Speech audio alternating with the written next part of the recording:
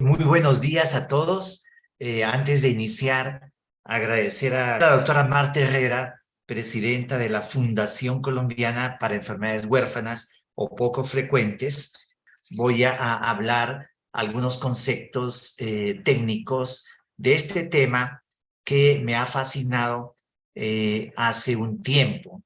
Efectivamente, yo me dedico a la investigación clínica en Bogotá. Dirijo Dexadia Servicios Médicos, que es una IPS. También soy el director científico de la Asociación Colombiana de Obesidad y FUNCOBES.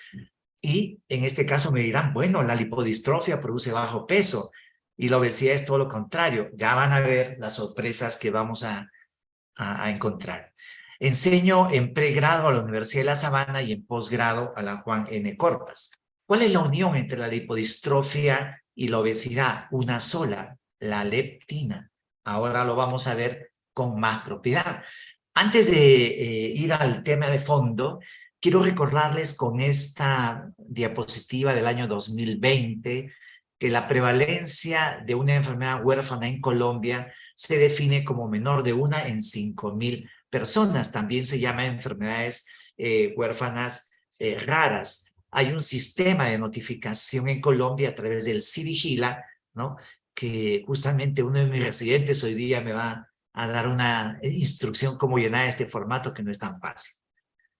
En todo caso, este es el número de casos notificados aquel año, el 20, son 8.555 notificaciones. Y miren cómo desde el 2016, ¿no?, en que empezó esta estadística, se han ido notificando día a día estas enfermedades huérfanas con mayor frecuencia. Las enfermedades huérfanas en Colombia sí tienen una normativa y eso puede servir muchísimo, ¿no?, para que muchas de ellas reciban el tratamiento adecuado, que la gran mayoría de veces es sumamente costoso y no puede asumirlo el paciente. Miren en la notificación, Antioquia y Bogotá son los que más hacen la estadística y describen sus casos de enfermedades huérfanas. En otras ciudades es mucho menos y en otras nunca han notificado ninguna. No es que no existan, sino que falta información adecuada. De estas enfermedades huérfanas, entonces, miren aquí las diferentes áreas del cuerpo humano que son afectadas, y en el campo mío, lo que es endocrinología, nutrición y metabolismo, podría ser un poco más del 10% de todas el grupo de enfermedades huérfanas, ¿no? Y la lipodistrofia puntualmente llega al 0,05%, o sea, es bastante infrecuente, ¿no? Pero podríamos sumar entre algunas formas de lipodistrofia que tienen código. Acuérdense que el que no tiene código en Colombia no es que no exista, sino administrativamente no tiene el número, entonces no se puede hacer la estadística. No es tan fácil ingresar el código en Colombia a este sistema. Hay muchas enfermedades huérfanas que están hace muchos años tratando de ingresar. En todo caso, aquí tenemos dos, la lipodistrofia de Berardinelli, ¿no?, y otra no especificada. Bueno, pero ¿qué es esto? ¿Qué son las lipodistrofias? Son enfermedades donde se ve una ausencia del tejido adiposo que puede ser localizado o puede ser generalizado, ¿no? Y también puede haber acumulación patológica en otras áreas del cuerpo humano. ¿Qué es lo común en estas lipodistrofias? Que está disminuida la hormona leptina, que posteriormente voy a hablar un poco más de ella. Al estar disminuida la hormona leptina, va a haber aumento de la glicemia, aumento de los triglicéridos e hígado graso no alcohólico. La etiología es múltiple, ¿no? Como les dije, puede ser localizada, parcial o generalizada.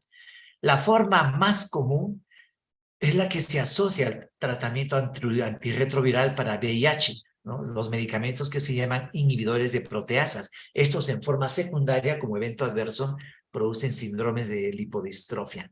Y las formas generalizadas usualmente son genéticas desde el nacimiento, con alteraciones metabólicas extremas, incluso pueden morir, ¿no? Antes no existía la hormona leptina o meterleptina, y estos pacientes no tenían ningún tratamiento eficaz hasta que aparece esta hormona. Aquí hay una revisión, el que quiera hacerla, ¿no? Del año 2016, donde se ve serie de pacientes con lipodistrofia generalizada congénita y cuál es su evolución. Entonces, ahora vamos a disecar un poco lo que es la lipodistrofia no relacionada al HIV, es decir, las lipodistrofias que son heterogéneas, que son raras, donde se ve una disminución del tejido adiposo por diversos mecanismos genéticos y no genéticos, con una disminución de la capacidad de almacenar energía y acúmulo ectópico de la grasa. Las formas monogénicas, es decir, asociadas a alteración en un solo gen, son muy raras, 1.3 a 4,7 casos por millón. Las formas genéticas, en este caso presentamos dos, la lipodistrofia generalizada congénita y la parcial familiar, son de las más estudiadas en esta revisión del Journal Clinical Endocrinology Metabology del 2019. Las adquiridas, o sea, no las que el ser humano nace con ellas, sino las que se adquieren, pueden ser relacionadas a autoinmunidad, a efectos inflamatorios como paniculitis, a radiación, a medicamentos o idiopáticas, ¿no? Las formas severas, como les decía al inicio, se asocian a hígado graso no alcohólico, pancreatitis por hipertrigliceridemias extremas, o sea, muy altas. El valor normal de triglicéridos es 150. En estos casos hay 2,000, 3,000, 4,000, 5,000 de triglicéridos. Hay diabetes mellitus, resistencia a la insulina, ¿no?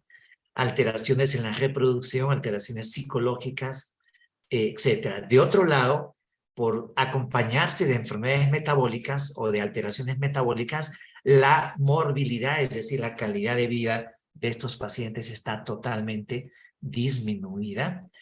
Hay unas toponimias que son relacionadas a las personas que las describieron en el campo científico. Las voy a mencionar porque ustedes las van a leer así. El síndrome de Berardinelli-Seidt, el síndrome de Laurent-Seidt, el síndrome de Bahaker-Simmons y el síndrome de Dunningham-Kuberlein. Esto lo vamos a ver ahora en algunas figuras, que es una parte interesante que quiero que se reconozca. O sea, la utilidad de mi conferencia, además de celebrar el día de estas enfermedades para no olvidarlas, es que ustedes reconozcan en sus semejantes, los que son médicos o colegas, o los que son pacientes, sepan que existen estas alteraciones del tejido graso en el ser humano, ¿no? Tanto el aumento de peso como la falta de grasa, el bajo peso. Ya dijimos entonces que puede ser parcial, generalizada, genética o adquirida, pero hay 4 grupos que son los mayores y los que tienen más frecuencia, ¿no? Que van a mirar cuando les pase las fotos como CGL. CGL es lipodistrofia generalizada congénita, C congénita y G generalizada. La adquirida, A es adquirida, ¿no? Generalizada.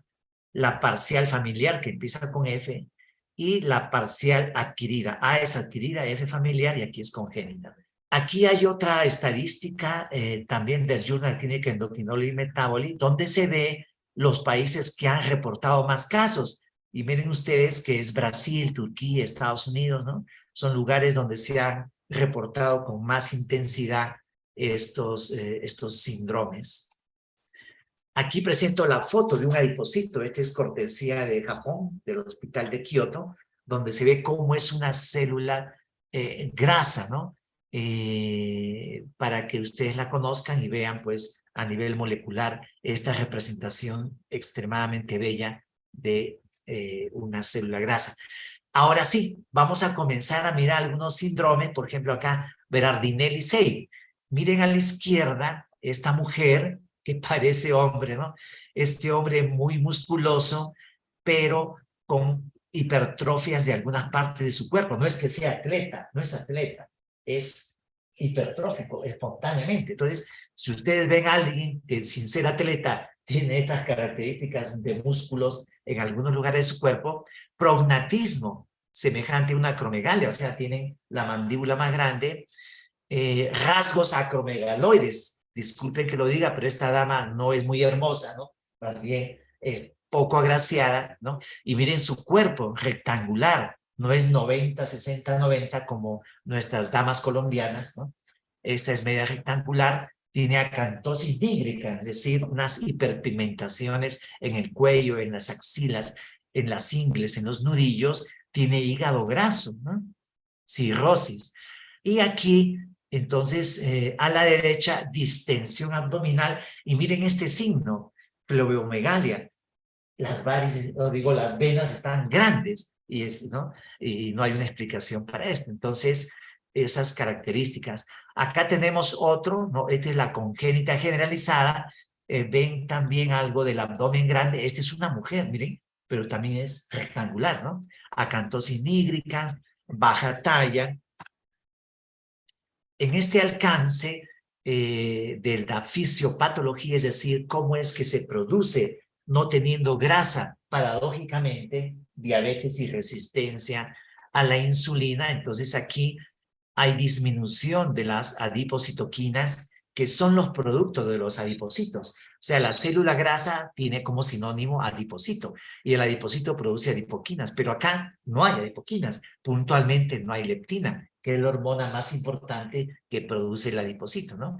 Entonces, al disminuir todo esto, ¿no? Se va a alterar la vía metabólica, independientemente del peso del paciente, y se va a producir entonces, resistencia a la insulina, disminución de la secreción de insulina y diabetes en forma compensatoria. Entonces, es una alteración por falla en la hormona leptina, ¿no? En el diagnóstico diferencial, esto ya es para mis colegas genetistas, endocrinólogos pediatras, endocrinólogos interesados o internistas, etcétera, ¿no? Vemos que uno, cuando tenga sospecha de estas lipodistrofias, tengo que hacer un examen físico sumamente exhaustivo, ¿no? Ver síndromes autoinflamatorios y autoinmunidad, descartar autoinmunidad, descartar la progeria, ¿no? Que es el envejecimiento temprano.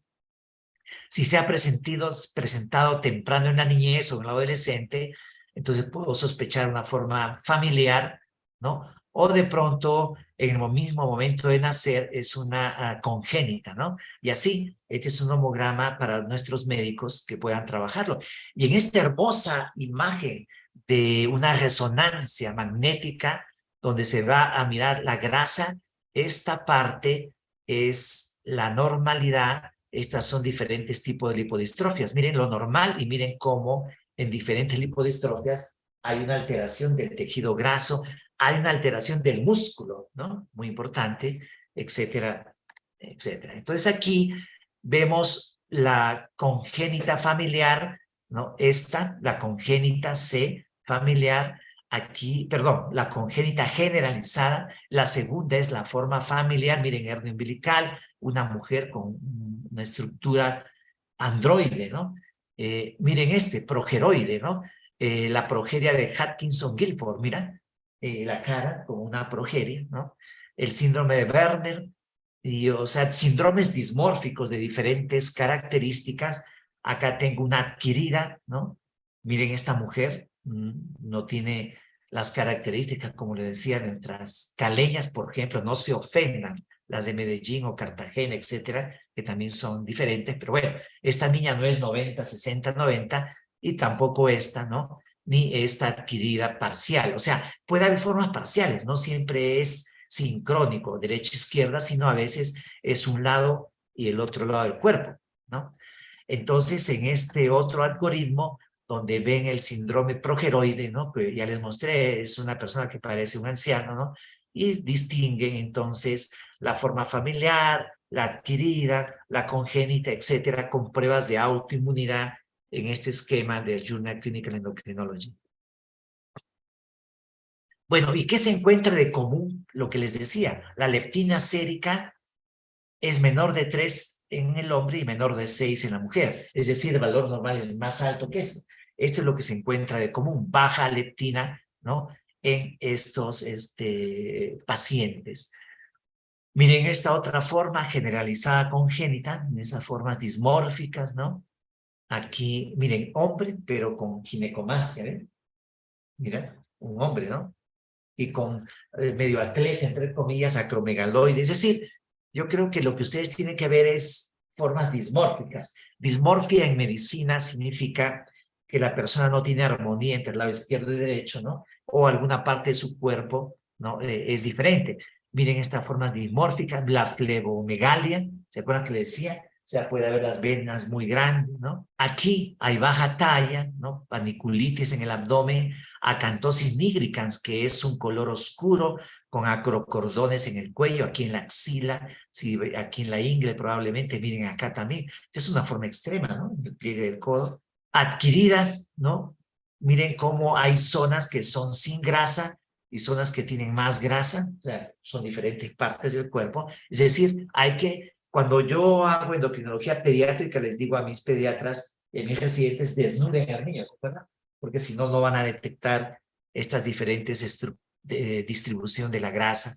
Lipohipertrofia troncal, miren acá, si trazan una línea por la mitad en el segmento inferior y segmento superior, ven que aquí está, parece musculosa, ¿no? La forma del tronco, igual esta mujer, trazan una línea para acá y hay una forma musculosa en este caso. Esta es una técnica muy interesante, yo la vi en Brasil cuando estuve por allá. Es una medición que se hace la grasa con la temperatura, acercan el aparato a tu cuerpo y mira por el color, mira, amarillo, verde, rojo, la distribución de la grasa y hacen unos nomogramas, ¿no? Para poder en forma más exacta mirar cómo es la distribución.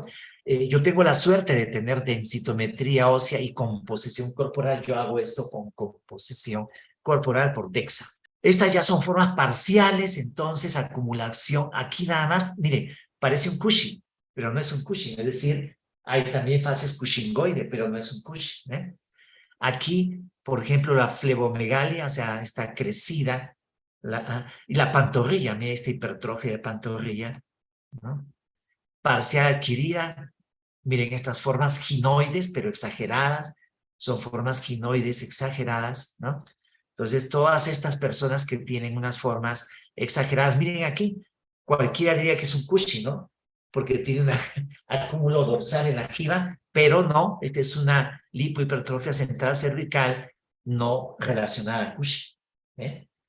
Igual en acromegalia, de pronto los médicos que están escuchando, existe otro síndrome muy interesante. La acromegalia generalmente es producida por un tumor hipofisiario que produce aumento de la hormona de crecimiento, con rasgos de crecimiento en todo el cuerpo, prognatismo, los arcos superciliares, digamos, se parecen al hombre Hall, ¿se acuerdan de las series? ¿No? Entonces, estos pacientes tienen un diagnóstico diferencial que es otra enfermedad genética que da lo mismo, y ahora se sabe que es un tipo de lipodistrofia. Igual es en el Cushing. En el Cushing, el diagnóstico diferencial sería una lipodistrofia también por entonces estos síndromes de resistencia a la insulina con baja de leptina.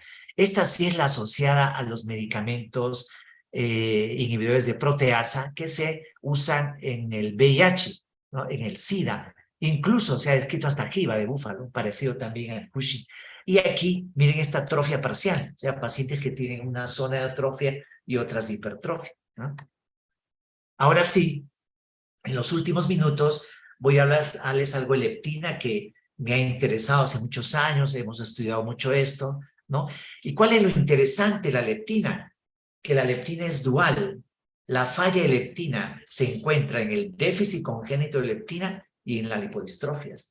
Y las dos, en este momento, ¿no? Especialmente la lipodistrofia, que ya tiene indicación de la FDA de Estados Unidos y de la EMA de Europa, de tratamiento con metraleptina, el déficit congénito de leptina todavía no. Es una forma de obesidad genética rarísima, ¿no? 1 en 1.000.000, ¿no? Los dos tienen déficit de leptina, es decir, la misma hormona en déficit produce o lipodistrofia o produce obesidad, llama mucho la atención. Bueno, esta es la famosa leptina que fue descubierta el año 94, está en el cromosoma 7, es una hormona proteica, se produce por el adipocito blanco. Su nivel en sangre es proporcional a la masa grasa. ¿Qué se ha encontrado en el ser humano? Que la obesidad se asocia a síndrome de resistencia a la leptina. Es decir, el obeso que no tiene nada que ver con disfunción genética de esta hormona, que es otra cosa diferente. En el 95% de los casos, la obesidad es cultural, es por malos hábitos de vida. Hay resistencia a la leptina en estos obesos y resistencia a la insulina también, pero no es por la enfermedad genética, sino porque estos pacientes, digamos, son gordos culturales y en ellos hay aumento de la leptina, hay resistencia. En cambio, lo que estoy hablando yo, que es lipodistrofia y déficit congénito de leptina con obesidad, son enfermedades raras, ¿no? Enfermedades sumamente interesantes que también tienen disminución de la leptina. Y la leptina va a señalizar, luego de que se produce en el adipocito, a los núcleos hipotalámicos anorexígenos, ¿no? La propia melanocortina y el CAR son los núcleos que hacen que, por ejemplo, ahorita que termine esta conferencia, en Colombia se dice tomar unas medias nueves. Voy a tomar una lechecita con un café colombiano del Quindío muy rico y mi leptina en ese momento se va a producir y me voy a sentir muy feliz. Entonces la leptina hace eso, ¿no? Que nos baje el apetito luego de tener muchísimo apetito. Entonces, esta es la parte de fisiología molecular, se sabe a la fecha, igual que muchas hormonas. Miren esta parte amarilla, que es la hormona leptina, esta negrita es el receptor de leptina por medio de un proceso que se llama llave cerradura, entra la llave exacta a su cerradura, das la vuelta y abre la puerta, entonces igual funciona en esta hormona, se dan todos los procesos bioquímicos para hacer un feedback positivo para transcripción, es decir, síntesis proteica, y paralelamente se activan las vías negativas para que esto no se perpetúe. Entonces, esto se conoce a nivel molecular muy bien en el tema de leptina. Y la leptina en el ser humano, ¿para qué sirve? Miren, la leptina une el tracto gastrointestinal con el cerebro, con el hígado, con el páncreas y con el músculo. Y también lo une con el sistema tiroideo y con el sistema adrenérgico. Es decir, existe una cantidad muy importante de información que nos hace conocer que la leptina es un mediador energético muy importante en el ser humano. ¿Cómo lo hemos descubierto? Lo hemos descubierto porque tenemos modelos de ratoncitos que les falla alguna de estas vías, ¿no? Por ejemplo, aquí, este ratoncito OB le falló la leptina y se vuelve gordito, y desde que nacen son bastante gorditos, ¿no? Entonces, al encontrar estos ratoncitos en diferentes vías metabólicas alteradas, con obesidad genética, se comenzó a conocer esta enfermedad. Esto es lo que me inició, digamos, el entusiasmo ya mayor, porque antes estaba entusiasmado, pero cuando publicamos este paper en James de 2019, ¿no? Que es el déficit congénito de leptina, ¿no? Y una mutación sin sentido en el gen de leptina en dos hermanas colombianas con obesidad severa, me dediqué más a esto. Es la primera publicación que se hace en América del Norte y América del Sur sobre estos casos. Y aquí están. Esta es la paciente obesina 1, obesina 2, es decir, le estoy hablando de obesidad genética monogénica, no de la obesidad cultural, ¿no? Esta es una cosa rara. Incluso, como los médicos desconocen esto, a esta paciente obesina 1 le hicieron cirugía bariátrica. Y miren, después de la cirugía bariátrica, a los 8, 9, 10 meses volvió a pesar más de lo que tenía antes, ¿eh? Esta es la hermanita, las dos son hermanitas, y aquí las pueden ver, ¿no? Un poquito mejor. Lo interesante aquí es que los padres eran consanguíneos y tenían las tías, los abuelos, todos eran familiares. Entonces, en el campo, porque ellas son del campo colombiano, pues los campesinos dicen el primo o la prima se arrima, porque pues no hay más. Entonces, ojo con esto, porque aumentan todo este tipo de enfermedades, ¿no? Aquí está la mutación que describimos en un aminoácido puntual. Miren, acá está, ¿no? El aminoácido en nuestra mutación. Es decir, existe una paradoja en la disfunción del metabolismo de la leptina, ¿no? Puede producir lipodistrofia o puede producir obesidad genética, ¿no? Entonces, este conjunto de enfermedades que involucran la distribución del tejido graso en forma parcial o general originan atrofias en diferentes partes del organismo humano. Lo común es la falla de leptina. Muchas de ellas tienen síndromes dismórficos. Y lo importante para los que me están escuchando y que en Colombia, por lo menos yo tengo las 2 pacientes ya en tratamiento con metraleptina, las que tienen obesidad, y hay otro niño en Valledupar que también tiene tratamiento con metraleptina y otro en Bogotá que no lo tengo yo, que tiene un colega genetista, y síndromes de lipodistrofia sí hay más de 15 por lo menos en Colombia recibiendo tratamiento con metraleptina o leptina, lo que ha hecho que la diabetes regresione, ¿no? El síndrome de resistencia a la insulina regresione, los triglicéridos baje, y en el caso de mis pacientes, el peso de la señora, de la primera paciente que era de 150, ahora es de 64 kilos. Incluso ella se acaba de graduar, ¿no?, de administradora de empresas, pero yo tuve la suerte, me nombró su padrino. Entonces, para que sepan que no solamente hay que conocer estas enfermedades, sino saber que en el mundo ya existe tratamiento para ellas. Aprobado solo para lipodistrofias. En trámite para aprobación el déficit congénito de leptina. Y en el caso de las lipodistrofias, en Estados Unidos y en Europa, está aprobado para la forma congénita generalizada y para la adquirida generalizada, a diferencia de Europa, que además está para la forma familiar y la adquirida parcial, ¿no? Y revierten todas las alteraciones metabólicas. Tengo un poeta paisano mío, ¿no?, que escribía, entre otras cosas, hay hermanos, muchísimo que hacer. Es decir, en el área de las lipodistrofias, ¿no?, y en el tema del déficit de leptina, de las lipodistrofias y de las obesidades monogénicas asociadas al déficit congénito de leptina, hay muchísimo que hacer. Ya existen tratamientos eficaces. Y en el caso de la obesidad genética monogénica por déficit congénito de leptina, todavía no está aprobada en el mundo, pero estamos en ese camino. Como dice César Vallejo, hay, hermanos, muchísimo que hacer.